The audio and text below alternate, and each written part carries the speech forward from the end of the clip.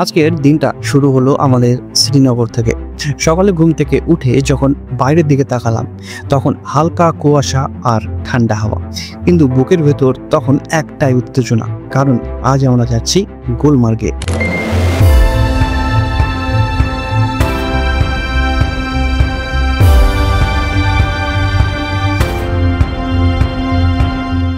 শ্রীনগর থেকে গুলমার্গের রাস্তা ছিল একদম সিনেমার মতো সুন্দর। পথে যেদিকে চোখ যায় শুধু সবুজ আর পাহাড়ের লেয়ার, মাঝে মাঝে ছোট ছোট গ্রাম, কাঠের বাড়ি, লোকজনের হাসিমুখ, সবকিছুই যেন এক অন্যরকম আবেশ এনে দিল। তোমরা কি জানো যে গুলমার্গে মানে হলো ফুলের উপত্যকা, কিন্তু আমরা গেছিলাম শীতকালে। এখন গিয়ে সেখানে ফুল দেখবো নাকি বরফ সেটা গিয়েই জানা যাবে, আর তাই জন্য তোমরা দেখতে থাকো ভিডিওর লাস্ট অবধি। গুলমার্গ যাওয়ার রাস্তায় কত যে আঁকা বাঁকা পথ দিয়ে পৌঁছালাম তার হিসেব নেই। আর ফাইনালি আমরা পৌঁছালাম প্রায় 2 ঘন্টা গাড়ি চলার পর। গাড়ি থেকে নামতেই ঠান্ডার একটি তীব্র ঝাপটা মুখে এসে লাগলো। চারিদিকে যেদিকে তাকাই শুধুই বরফে ঢাকা পাহাড়। গুলমার্গে আসার সবচেয়ে বড় আকর্ষণ কি জানো? এই গন্ডোলা রাইড। সোজা কথায় এটাই বিশ্বের অন্যতম উঁচু আর দীর্ঘতম রোপওয়ে। ভাবতেই শিহরণ জেগে যায়, তাই না? কিন্তু সেখানে যাওয়া কিন্তু অতটাও সহজ না, কারণ গিয়েই দেখি একটি বিশাল লম্বা লাইন, যেটা পার করতে আমাদের প্রায় লেগে গেল 1 থেকে 1.5 ঘন্টা। তোমরা যদি গুলমার্গে এসে রোপওয়ে রাইড করতে চাও অবশ্যই টিকিট আগে থেকে বুক করবে আর সকাল সকাল আসবে। আর অবশেষে পালা এলো আমাদের রাইডে চড়ার। যেহেতু টিকিট আগে থেকে কাটা ছিল তো ফটাফট উঠে পড়লাম এবার প্রথমে ফেজ 1-এ যাওয়ার জন্য। ধীরে ধীরে কেবল কার উপরে উঠছে আর নিচে দেখা যাচ্ছে ঘন জঙ্গল আর বরফে মোড়া খালি মাঠ। মনে হচ্ছিল এই যেন এক স্বপ্নের জগৎ, কিন্তু আসল অ্যাডভেঞ্চার শুরু হবে ফেজ 2 থেকে। আর ফেজ 1-এ নেমেই আবারও লাইনে দাঁড়িয়ে পড়লাম ফেজ 2-তে যাওয়ার জন্য।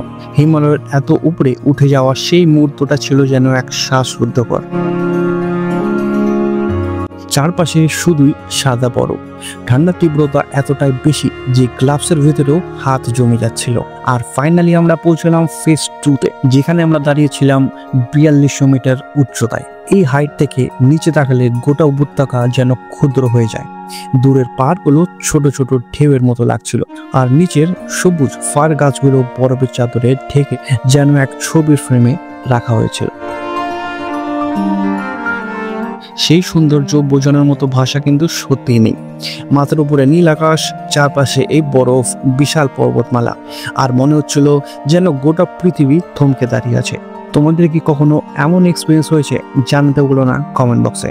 বরফের মধ্যে দাঁড়িয়ে হঠাৎ মনে হলো আমরা মানুষ কতটা ছোট আর প্রকৃতি কতটা অসীম।